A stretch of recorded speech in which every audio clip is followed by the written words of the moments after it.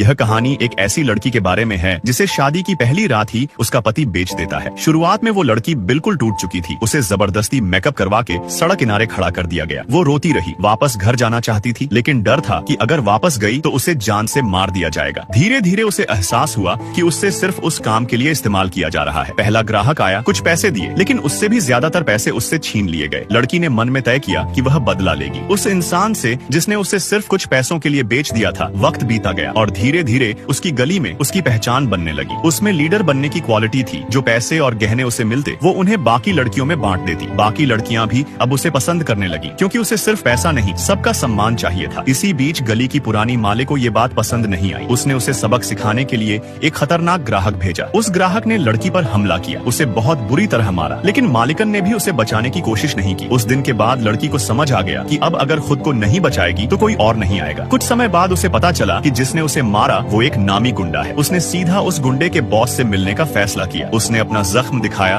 और साफ कहा कि पैसे नहीं, उसे इंसाफ चाहिए। बॉस को उसकी हिम्मत पसंद आई और उसने अपने आदमी उसकी सुरक्षा के लिए लगा दिए। कुछ ही दिन बाद वही गुंडा वापस आया, मगर इस बार बाहर एक बड़ी गाड़ी खड़ी थी। एक रईस आदमी उसके लिए मदद लेकर आया था। गुंडे को पकड़कर बाहर लाया गया और पीटा गया। लड़की ने खुद उसे कमजोर हालत में जमीन पर गिरा दिया। अब पहली बार उसने अपनी ताकत महसूस की। धीरे धीरे बाकी लड़कियां उसके साथ हो गईं। गली की पुरानी मालिक बीमार हो गई और कुछ समय बाद मर गई। अब सबने उसे नई लीडर बना दिया। उसे सफेद कपड़ा पहनाया गया, जो वहाँ लीडर बनने की पहचान होती है। अब वो खुद काम नहीं करती थी, लेकिन बाकी सबकी हिफाजत और हक के लिए खड़ी रहती थी। एक दिन एक 14 साल की लड़की वहाँ लाई गई। उसे जबरन तैयार किया गया और तैयार करके एक आदमी के सामने ले जाया गया। वह इतनी डरी हुई थी कि उसने विरोध किया और आदमी को काट लिया। उसे 3 दिन तक मारा गया। तब सबसे बड़ी मालकिन यानी वही लड़की, जिसका नाम अब गंगू कहा जाने लगा था, उसे देखने आई। उसने कमरे की खिड़की खोली, उसे पानी दिया और उसकी चेन खोल दी। गंगू ने कहा कि उसके पास 2 रास्ते हैं, या तो यहीं रहकर पैसे कमाए या झर पीकर मर जाए। अधिकतर लड़कियां डर कर रुक जाती थी, लेकिन वह 14 साल की लड़की बोली कि वह मरना पसंद करेगी। यह सुनकर गंगू को अपना पुराना समय याद आ गया। उसने खुद पैसे देकर उसे आजाद कर दिया। वह अब बदलाव लाना चाहती थी। बाद में चुनाव हुए और वह इलाके की अध्यक्ष बन गई। उसने स्कूलों, अस्पतालों और बच्चों के लिए काम शुरू किया। उसने अपनी माँ को 12 साल बाद फोन किया, लेकिन माँ ने बात नहीं की। उसे पता चला कि अब उसका असली परिवार यही औरतें हैं। कुछ कारोबारियों ने चाहा कि उस इलाके की जमीन लेकर वहाँ मॉल बनाया जाए। उन्होंने बच्चों को स्कूल से निकलवा दिया। गंगू ने पैसे देकर प्रिंसिपल से बात की, पर बच्चों को फिर पीटा गया। मैं जाकर सच बताया और भाषण दिया कि ये औरतें भी इंसान हैं और इनके बच्चों को पढ़ने जीने का हक है। उसने प्रधानमंत्री से मिलने की कोशिश की। काफी कोशिशों के बाद प्रधानमंत्री ने उसकी बात सुनने का फैसला किया। उसने उनसे कहा कि लाल बत्ती क्षेत्र की औरतों को भी अधिकार मिलने चाहिए। जब वह अपने इलाके लौटी तो सारी औरतें खुश होकर बाहर आ गईं। उन्होंने सफेद कपड़े लहराए और उसके सम्मान में नारे लगाए। गंगू ने यह साबित कर दिया कि अगर इरादा मजबूत हो तो अंधेरे में रहते हुए भी दूसरे लोगों के लिए रोशनी का रास्ता